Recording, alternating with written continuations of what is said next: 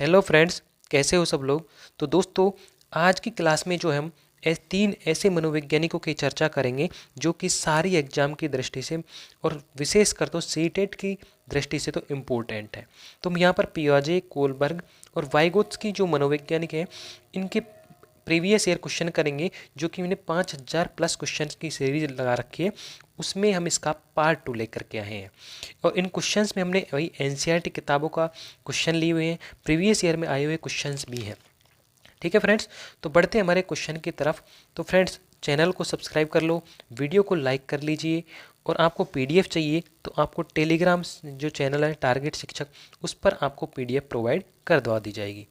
तो friends, questions जो है यहाँ पर आपके सामने है 16, क्योंकि 15 क्वेश्चन जो हमने पार्ट 1 में कर लिए और वही क्वेश्चन जो हमारे सीरीज जो है वो चलती रहेगी फ्रेंड्स। तो पहला क्वेश्चन जो कि क्वेश्चन नंबर 16 है, वो पहला क्वेश्चन माना जाएगा आज क्लास का।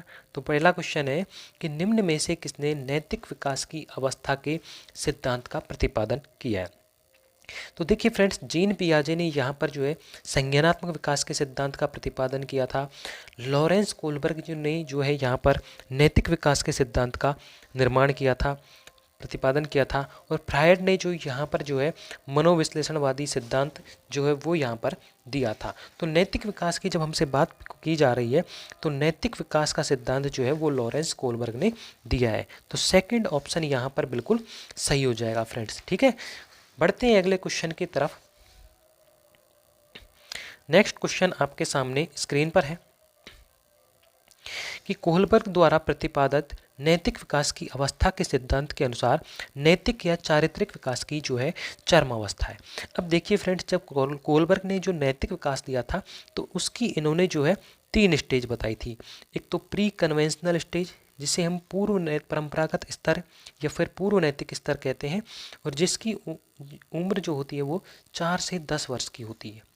इसके बाद इन्होंने एक दूसरी स्टेज बताई थी कन्वेंशनल स्टेज, और जो कन्वेंशनल स्टेज जो होती है वो 10 से 13 वर्ष की होती है, जो कि परंपरागत नैतिक स्तर होता है। इसके बाद जो आता है पोस्ट कन्वेंशनल स्टेज, जो होता है उत्तर परंपरागत नैतिक स्तर, या फिर जिसका दूसरा नाम भी है आत्म अंगीकृत नैतिक मूल्य, और ये होता है 13 वर्ष से ऊपर होता है। ठीक है फ्रेंड्स, ये 3 स्टेज बताई थी लॉरेंस कोलबर्ग ने जब नैतिक विकास का प्रतिपादन किया था। इसके अलावा फ्रेंड्स, जब नैतिक विकास का प्रतिपादन भी हो गया था तो उसके बाद में जो है कोलबर्ग साहब ने और अनेक भी जो है वो प्रतिपादन किए थे। और वो प्रतिपादन जब इन्होंने किया था तो वो 3 जो नियम और भी इन्होंने जो नैतिक विकास की अवस्था सिद्धांत की जो है अन्य अवस्थाएं बताई थी। अब वो अवस्थाएं कौन कौन सी हैं तो वो यहाँ पर सुनिए आप। पहली जो इन्होंने दी थी वो है यहाँ पर स्व केंद्रित अवस्था, जो यहाँ पर लिखी हुई है। तो स्व केंद्रित अवस्था क्या होती है कि इसका कार्यकाल जो है 3 वर्ष से शुरू होकर के 8 वर्ष तक का होता है। मतलब कि 3 जो स्तर थे वो बता दिए थे, लेकिन उन स्तर के अलावा इन्होंने अन्य अवस्थाएं बताई थी नैतिक विकास की। वो पहली है स्व केंद्रित अवस्था, जिसका कार्यकाल 3 वर्ष से 8 वर्ष का होता है। और इस अवस्था में बालक जो होता है वो सभी व्यवहारिक क्रियाएं जैसे व्यक्तिगत आवश्यकता और इच्छाओं की पूर्ति जो है उस पर केंद्रित होता है ये अवस्था। ठीक है फ्रेंड्स, दूसरी है परंपराओं को धारण करने वाली अवस्था। और ये परंपरा को धारण करने वाली जो अवस्था है, इसका संबंध जो होता है कहाँ से कहाँ तक होता है, जैसे कि 8 वर्ष है इससे लेकर के किशोरावस्था। किशोरावस्था कब तक होती है बालक के अंदर, जैसे कि 18 वर्ष तक भी मानी जाती है, 12 से 18 वर्ष तक का। तो ठीक है, तो यहाँ पे किशोरावस्था का जो प्रारंभिक काल है वहाँ तक होती है। तो प्रारंभिक काल कब तक माना जाता है, 12 वर्ष तक का माना जाता है। तो 8 से 12 तक जो है परंपराओं को धारण करने वाली अवस्था होती है। और इस अवस्था में क्या होता है कि बालक में जो है सामाजिकता के गुण जो होता है उनको धारण करने लगता है, और इसके अलावा जो परंपरा है, नियम है, मूल्यों को धारण करके नैतिकता का विकास होता हुआ दिखाई देता है। ठीक है फ्रेंड्स, इसमें बच्चा ये भी सोचने लगता है कि खुद के आचरण से या दूसरों से जो है उसको अहित होगा या फिर ठेस पहुंचेगी। इसमें अच्छाई बुराई का जो है परंपराओं को धारण करने वाली अवस्था में बच्चों को ज्ञान होने लगता है। ठीक है फ्रेंड्स, अगली जो स्टेज बताई थी इन्होंने जो बताई थी वो बताई थी आधारहीन आत्मचेतना अवस्था। अब आधारहीन आत्मचेतना अवस्था जो होती है ये किशोरावस्था से जुड़ी होती है, 12 से 18 वर्ष के मध्य में जो होती है इसका कार्यकाल होता है। इस अवस्था में बालक जो है सामाजिक, शारीरिक और मानसिक जो विकास है वो अपनी ऊंचाई पर मतलब कि अपनी चरम सीमा पर होता है, और आत्मचेतना की शुरुआत हो जाती है।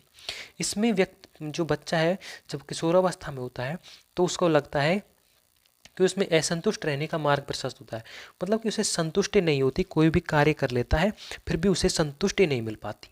ठीक है फ्रेंड्स, तो ये होती है आधारहीन आत्मचेतना अवस्था। और आधार युक्त आत्मचेतना जो अवस्था है इसमें की जो उम्र जो होती है 18 से प्लस होती है, मतलब कि किशोरावस्था के बाद की अवस्था होती है। इसमें बच्चे का जो नैतिक और जो चारित्रिक विकास है वो चरम अवस्था पर होता है, एक्सट्रीम लेवल पर होता है। और इसमें भली भांति परिपक्वता ग्रहण हो जाती है, क्योंकि जब बच्चा जो है बालक जो है 18 वर्ष का हो गया तो पूरी तरह से परिपक्व हो जाता है। और उसमें जो भावनाओं का प्रभाव जो है मात्र ही नहीं होता, वो अच्छी तरह से सोच समझ भी लेता है, आचरण की जो है व्यक्तित्व के गुणों को उसको धारण कर लेता है। तो फोर्थ स्टेज यहाँ पर होगी जो कि आधार युक्त आत्मचेतना अवस्था है, जो नैतिक या चारित्रिक विकास जिसमें चरम अवस्था पर होगा। ठीक है फ्रेंड्स, बढ़ते हैं अगले क्वेश्चन की तरफ। तो नेक्स्ट क्वेश्चन है यहाँ पर कि बाल विकास के संदर्भ में निम्न कथनों पर विचार कीजिए। और यहाँ पर जो कूट दिए गए हैं, कथन दिए गए हैं, और इन कथन के को हमें चेक करना है और इसके बाद यहाँ पर कूट है, तो कौन से कथन जो है वो सही है वो हमें यहाँ पर कूट में मिलान करना है। तो पहले हम कथनों को पढ़ते हैं कि बालकों में नैतिकता के विकास की कुछ निश्चित एवं सार्वभौमिक अवस्थाएं पाई जाती हैं। बिल्कुल सही बात है कि हर एक बालक जो है, सभी बालकों में सभी अवस्थाएं नहीं पाई जाती हैं, सार्वभौमिक अवस्थाएं, कुछ निश्चित और सार्वभौमिक अवस्थाएं ही नैतिकता के विकास की जो बालकों के अंदर पाई जाती हैं। तो पहला ऑप्शन, पहला कथन ए सही है। बी कथन है कि बालक के व्यक्तित्व के हर पहलू के विकास में समाज का विशेष योगदान होता है। देखिए बिल्कुल सही बात है, बच्चा जो है समाज में रहता है और समाज से ही सब कुछ चीज़ें सीखता है, चाहे उसका शारीरिक विकास हो, चाहे मानसिक विकास हो, चाहे सामाजिक विकास हो, चाहे उसका भावनात्मक विकास हो। उन सभी विकास का कि जो विकास के जो पहलू हैं उनके विकास में समाज का महत्वपूर्ण योगदान होता है। ठीक है, तो बी कथन भी सही है। तीसरी कथन है कि बाल्यावस्था में बालक के लिए नैतिक वही होता है जो उसके स्वयं अर्थात आत्मकल्याण से जुड़ा होता है। बिल्कुल सही बात है। मान लीजिए अब एक छोटा बालक है, उसको किसी दंड से बचना है, तो उसका नैतिक क्या होगा, एक तो उसको चोरी नहीं करनी है। तो अब दंड से किसी से बचना है तो उसको चोरी नहीं करनी है, ना ही कोई अपराध करना है, बड़े बुजुर्गों का आदर सत्कार करना है। तो उसके स्वयं उसके कल्याण से जुड़ा हुआ जो है जो विकास है वही उसके लिए नैतिक होगा। ठीक है, तो ये सी कथन भी यहाँ पर सही है। तो तीनों ही कथन सही हैं, तो अब कूट में देखते हैं। तो ए बी सी, तो फोर्थ ऑप्शन यहाँ पर इस क्वेश्चन का आंसर बिल्कुल सही हो जाएगा। ठीक है फ्रेंड्स, बढ़ते हैं अगले क्वेश्चन की तरफ। तो नेक्स्ट क्वेश्चन है यहाँ पर कि निम्नलिखित में से किसने नैतिक विकास की अवस्था का सिद्धांत दिया।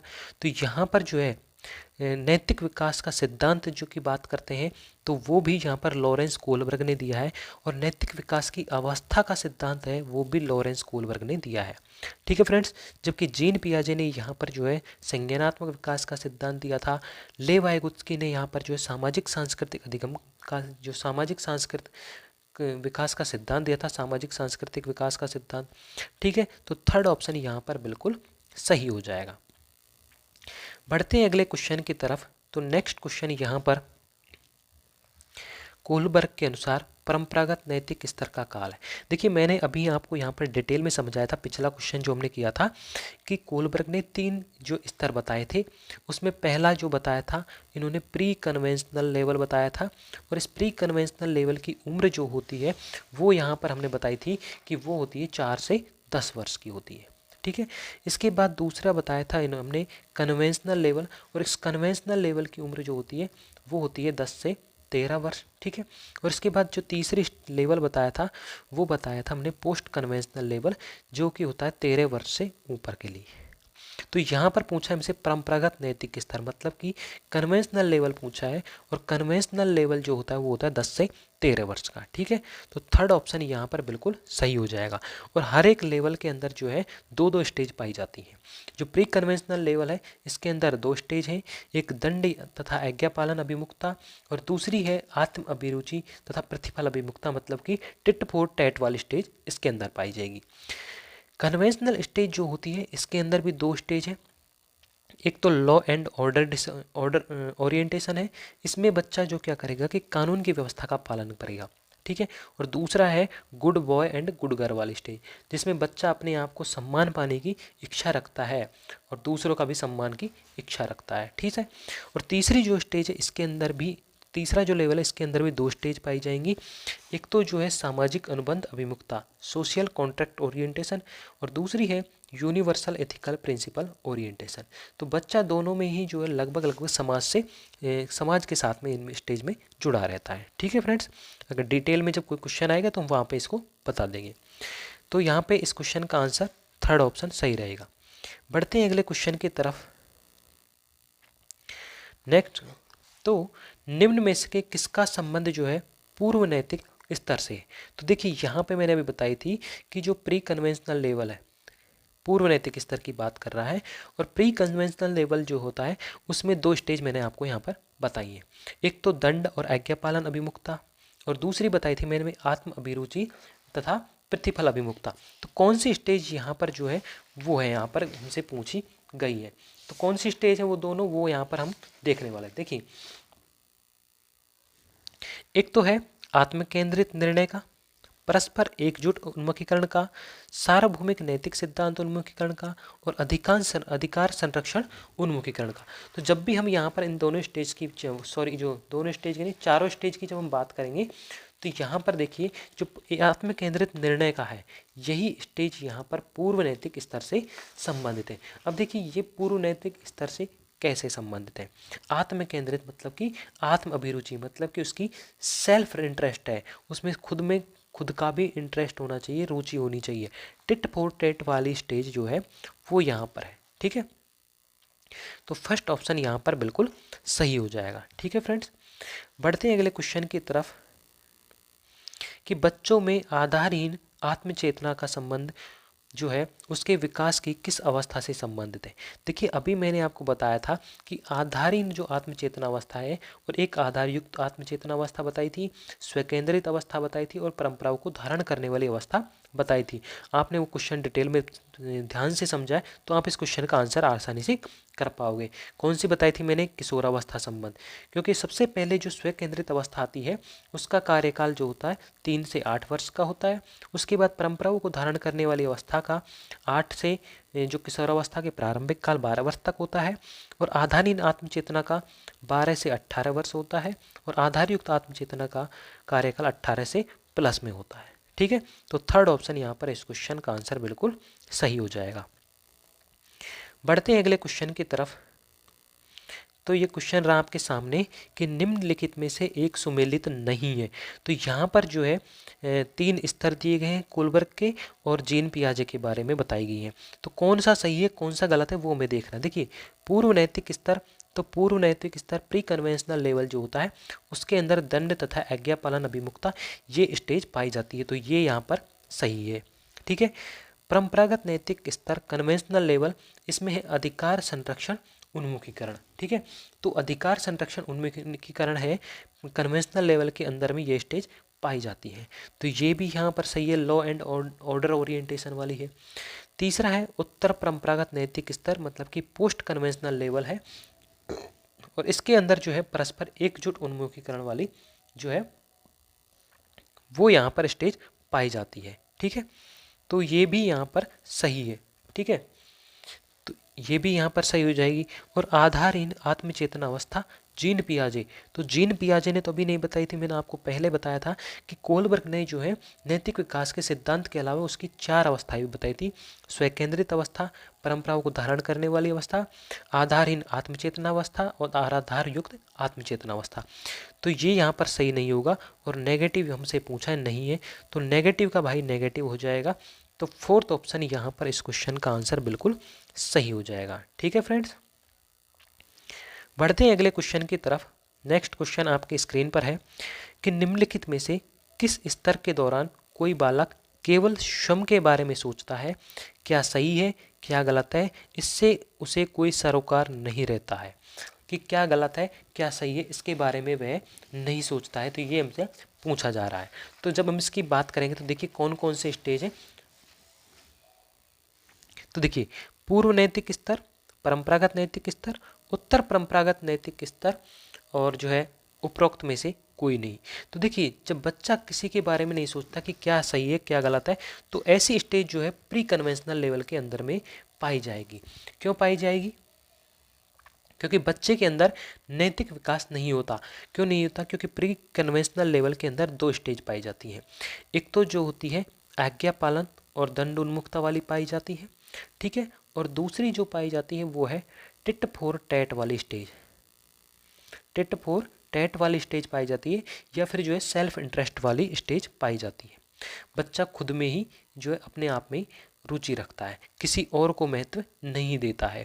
तो प्री कन्वेंशनल लेवल के जो है ये यहाँ पर इस क्वेश्चन का आंसर सही हो जाएगा, क्योंकि इस स्टेज में बच्चा अच्छे बुरे के बारे में नहीं सोचता, उसमें दूसरा जो आज्ञा देता है उसी के नियम का पालन करता है। ठीक है फ्रेंड्स, बढ़ते हैं अगले क्वेश्चन की तरफ। तो नेक्स्ट क्वेश्चन आपकी स्क्रीन पर है कि विचार न केवल भाषा को निर्धारित करते हैं बल्कि उसे आगे भी बढ़ाते हैं, और यह विचार किसके द्वारा रखा गया? तो ये यहाँ पर पूछा गया है हमसे। तो जब हम इसकी बात करेंगे तो देखिए विचार जो है केवल भाषा को निर्धारित नहीं करते बल्कि उसे आगे बढ़ाते हैं। तो ये विचार जो है कोलबर्ग ने दिया था। कोलबर्ग भाई साहब ने क्यों दिया? क्योंकि देखिए बच्चा जो है समाज में तो रहता है लेकिन विचार भाषा को निर्धारित नहीं करते। हमारी सोच कैसी है तो हमारा नैतिक विकास को भी निर्धारित करते हैं हमारे विचार। तो थर्ड ऑप्शन यहाँ पे बिल्कुल सही हो जाएगा। उल्टा पुल्टा हो गया ऑप्शन तो वो कोई दिक्कत नहीं, लेकिन कोलबर्ग यहाँ पर इस क्वेश्चन का आंसर सही हो जाएगा। बढ़ते हैं अगले क्वेश्चन की तरफ।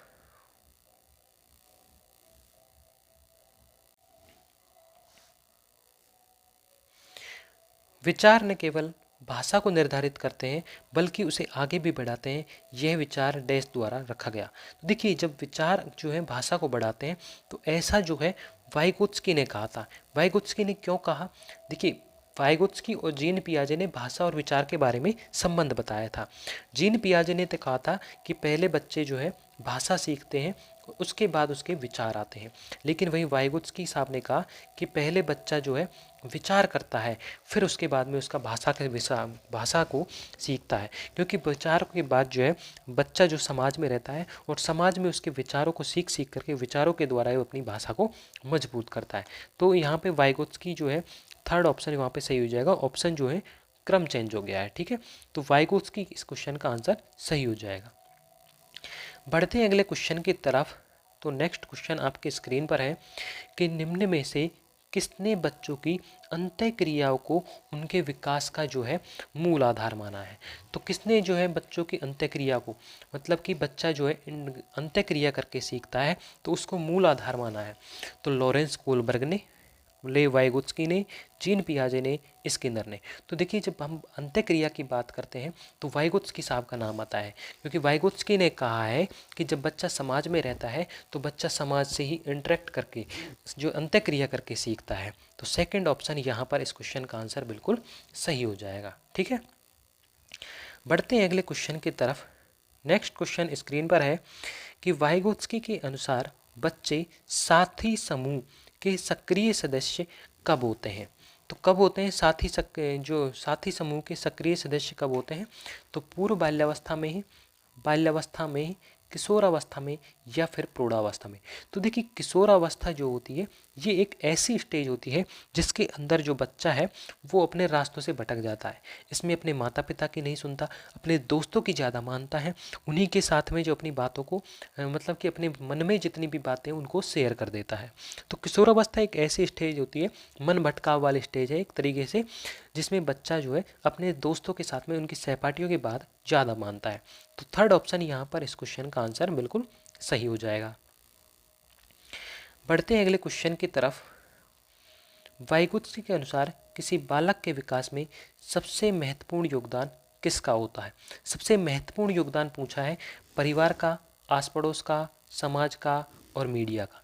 देखिए जब हम बात करें तो जो सामाजिक विकास, जो बच्चे का विकास है उसमें सभी का महत्वपूर्ण योगदान होता है, लेकिन जब बात की जाए कि सबसे ज़्यादा महत्वपूर्ण योगदान किसका होता है तो परिवार का भी होता है, आस पड़ोस का भी होता है, मीडिया का भी होता है और समाज का भी होता है। तो समाज के अंदर में जो है ये सारी चीज़ें आ जाती है, जैसे परिवार, आस पड़ोसी, मीडिया, क्योंकि ये सारी चीज़ें कहाँ पर होती हैं, समाज में होती हैं। तो थर्ड ऑप्शन यहाँ पे बिल्कुल सही हो जाएगा, क्योंकि परिवार, आस पड़ोस, मीडिया, इसके अलावा धार्मिक स्थान है, स्कूल हैं, वो सभी चीज़ें जो हैं इस समाज के अंदर आ जाती हैं। तो समाज का जो है विकास में सबसे महत्वपूर्ण भूमिका निभाता है। ठीक है, बढ़ते हैं अगले क्वेश्चन की तरफ कि वाइगोत्स्की के अनुसार डैश के बाद डैश में लिंग संबंधी चेतना डैश हो जाती है। तो देखिए, जब भी हम बात करें इस तरह का क्वेश्चन आए तो एक बार आप क्वेश्चन को अच्छी तरीके से पढ़ना। देखिए, वाइगोत्स्की ने कब की बात की थी, वाइगोत्स्की ने जो है बाल्यावस्था से लेकर के यहाँ पे जो है सीडीपी में जो है बाल्यावस्था से लेकर के और किशोरावस्था, मतलब कि बच्चा जब 0 वर्ष से हो उससे लेकर के 18-20 वर्ष तक की, जब तक बच्चा परिपक्व नहीं हो जाता तब तक की यहाँ पर बात की गई है। तो जिस जिस ऑप्शन में प्रौढ़ावस्था आ रही है वो ऑप्शन तो वैसे ही काट दिए जाएंगे। इसके अलावा अब बचते हमारे पास में 2 ऑप्शन। तो 2 ऑप्शन में क्या करना है कि वाइगोत्स्की साहब ने क्या कहा है कि बच्चा जब बाल्यावस्था से कहाँ पहुँचेगा, कि बच्चा जब बाल्यावस्था से जब कहाँ पर पहुँचेगा, किशोरावस्था वाली स्टेज में पहुँचेगा, तो उसकी लिंग संबंधी चेतना अर्थात उसकी जो है सेक्सुअल जो एबिलिटी है वो क्या होगी, बढ़ेगी या कम होगी, तो तीव्र होगी। तो तीव्र वाला ऑप्शन कौन सा है, थर्ड ऑप्शन है। तो यहाँ पे थर्ड ऑप्शन ही यहाँ पे इस क्वेश्चन का आंसर सही हो जाएगा, ये वाइगोत्स्की साहब ने बताया है। ठीक है फ्रेंड्स, बढ़ते हैं अगले क्वेश्चन की तरफ। तो नेक्स्ट क्वेश्चन आपकी स्क्रीन पर है कि वाइगोत्स्की के सामाजिक विकास के सिद्धांत के अनुसार बालक को डैश में जिस प्रकार की डैश प्राप्ति होगी उसका डैश भी उसी प्रकार का होगा। मतलब क्या कह रहा है कि वाइगोत्स्की ने क्या कहा है कि उसका समाज किस तरीके का होगा, कि बालक को समाज में जिस प्रकार की क्या प्राप्त होगी, सुविधा प्राप्त होगी, उसका विकास भी उसी प्रकार का होगा। अब मान लीजिए आप हैं, अभी आपके पास में सीटेट को तैयारी करनी है पास करने के लिए। अब आपके पास में आपसे कहा जाए, जैसे कि आपके पास में मोबाइल है, आप क्लास देख रहे हैं, या फिर आप कंप्यूटर लैपटॉप है उसमें क्लास देख रहे हैं, लेकिन आपके पास से ये सुविधा हटा दी जाए तो आप कैसे पढ़ोगे, किताब से पढ़ोगे सिर्फ, या फिर आप खुद कहीं से नोट्स इकट्ठा करोगे, कोचिंग जाओगे। तो आप क्या करोगे, आपको जिस समाज में रखा, कैसा समाज है, अभी जो समाज है उसमें आप ऑनलाइन क्लास ले रहे हो, लेकिन अगर ऑनलाइन क्लास बंद कर दी जाए तो आप कैसी क्लास लोगे, ऑफलाइन लोगे या फिर घर पर ही अपनी सेल्फ स्टडी करोगे। तो बच्चे को जिस प्रकार के समाज में रखा जाएगा, जिस प्रकार की सुविधा प्राप्त होगी, उसका विकास भी उसी प्रकार का होगा।